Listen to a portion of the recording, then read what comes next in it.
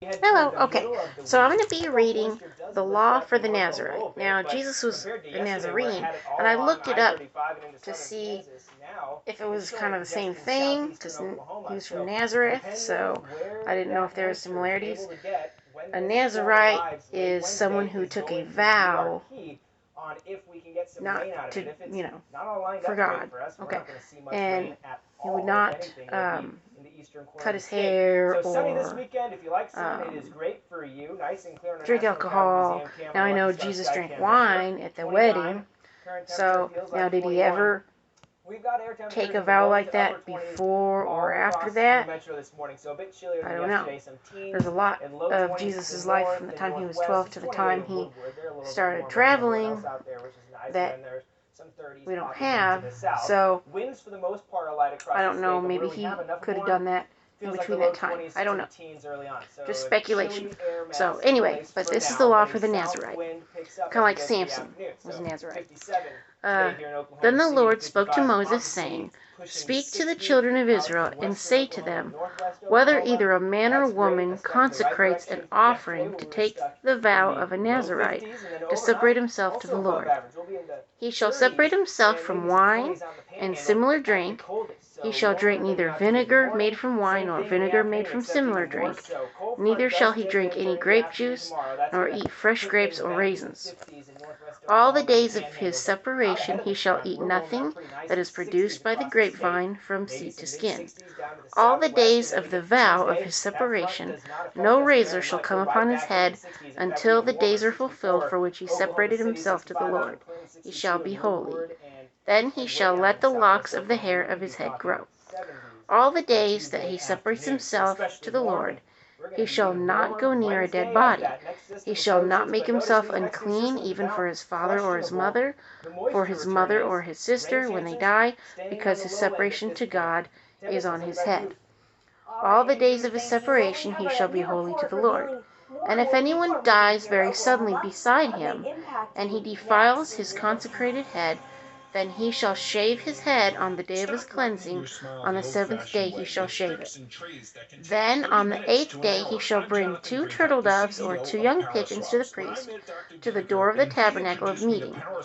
And the priest shall offer one as a sin offering, and the other as a burnt offering, and make atonement for him, because he sinned in regard to the corpse, and he shall sanctify his head that same day.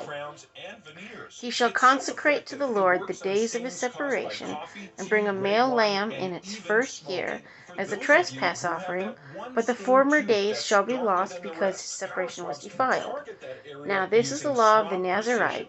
When the days of his separation are fulfilled, he shall be brought to the door of the tabernacle of meeting, and he shall present his offering to the Lord, 1 male lamb in its first year without blemish, as a burnt offering, 1 ewe lamb in its first year without blemish, as a sin offering, 1 ram without blemish, as a peace offering. A basket of unleavened bread, cakes of fine flour mixed with oil, unleavened wafers anointed with oil, and their grain offering with their drink offerings. Then the priest shall bring them before the Lord, and offer his sin offering and his burnt offering. And he shall offer the ram as a sacrifice of a peace offering to the Lord. With a basket of unleavened bread, the priest shall also offer its grain offering and its drink offering. Then the Nazarite shall shave his consecrated head at the door of the tabernacle of meeting, and shall take the hair from his consecrated head, and put it on fire which is under the sacrifice of the peace offering. And the priest shall take the boiled shoulder of the ram, 1 unleavened cake from the basket, 1 unleavened wafer, and put them upon the hands of the Nazarite after he has shaved his consecrated hair. And the priest shall wave them as a wave offering before the Lord. They are holy for the priest, together with the breast of the wave offering and the thigh of the heave offering. After that, the Nazarite may drink wine.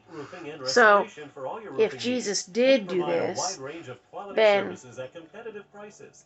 he would have not cut his hair until the vow was complete, and then he would have cut his hair, and then he could drink wine. So, this is the law of the Nazarite who vows to the Lord the offering for his separation, and besides that, whatever else his hand is able to provide, according to the vow which he takes.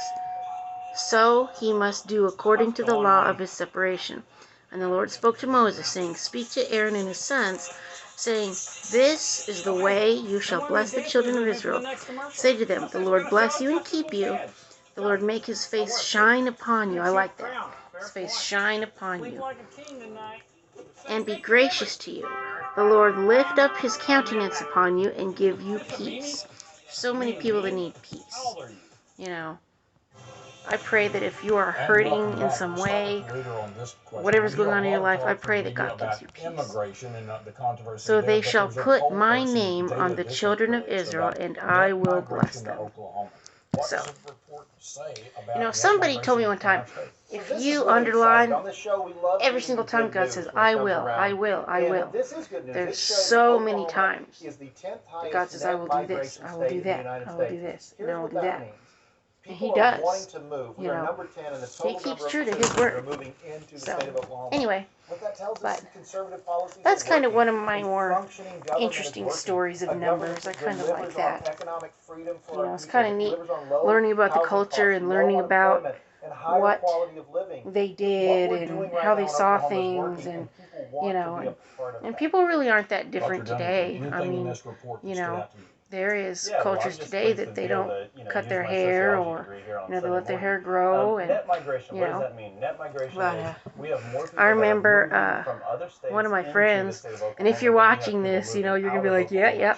But Lila and David, you know, David, he's a big Native American dude, and he's always had gorgeous, long, beautiful hair, you know. And I would always braid it for him and stuff. And, you know, Lila, his wife, she likes his hair shorter, you know, because that's just what she grew up with. She grew up Jehovah's Witness, and the men have their hair short, so that's what she's used to. And so, you know, he cut his hair in honor of his wife's request, you know. And so when I was so sad, I was like, no, you cut your beautiful long hair. It's like, you know, but he grew a really long one time and donated it to Locks of Love, and I thought that was pretty cool. But, you know, because I'm like, if you cut your hair, you got to donate it, you know. But, you know, like the Native American culture, how they keep their hair so long, I think it's so gorgeous, you know. I saw an article, it made me so mad. This little kid, he was maybe 5 or 6, something like that. And he had this gorgeous, long, beautiful hair. And one of his classmates just cut it right off. I was like, number one, you don't touch anybody's hair. I don't care if they're black, white, green, blue, purple, yellow. I don't care. You know, you don't go just chop someone's hair off, okay? If somebody just chopped my daughter's hair off, I'd be upset. I would be PO'd. Because I'd be like, what the heck, you know?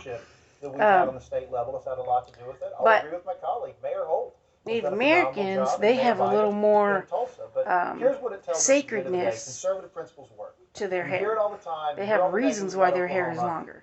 So, you know, it's not just, I want to grow my hair long because I want to.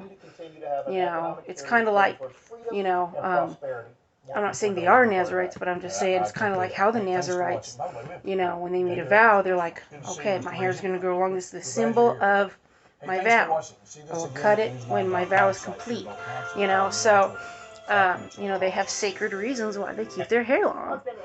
So when you just, let me just chop off your hair because I want to, you know, if you have no right to chop off anybody's hair, even if it's another white person, you don't just go cut off their hair.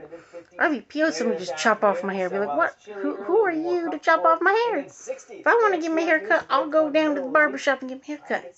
Okay? So anyway, but,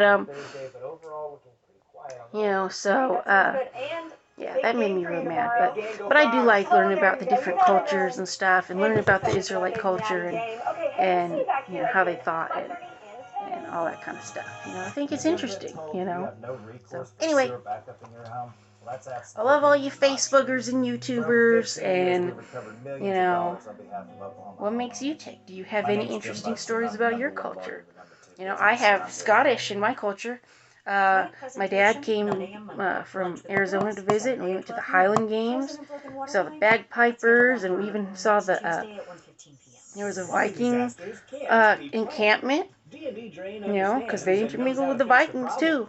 So, and I've got Viking in my blood. My mom was a Viking. I've got Scottish in my blood. So, learning about that culture, that's my culture. So, I don't know if I can say this or not. YouTube might get mad, but I'm just going to be honest. White people have a culture too. It's not just European and all that kind of stuff. It's, you came from somewhere. And even white people used to be tribal too. Before, what do you call it, civilization and all that, I mean, it just was.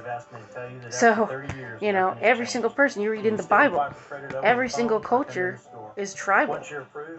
You say there's the head of the family, by their clan, by their tribe. So here's the family. Got husband, wife, children. And then you got the clan, which is cousins and all that, whatever, And then you got the whole tribe, which is all the families together. So, in 2020, every single culture was tribal since the beginning of time. So, it just is what it is.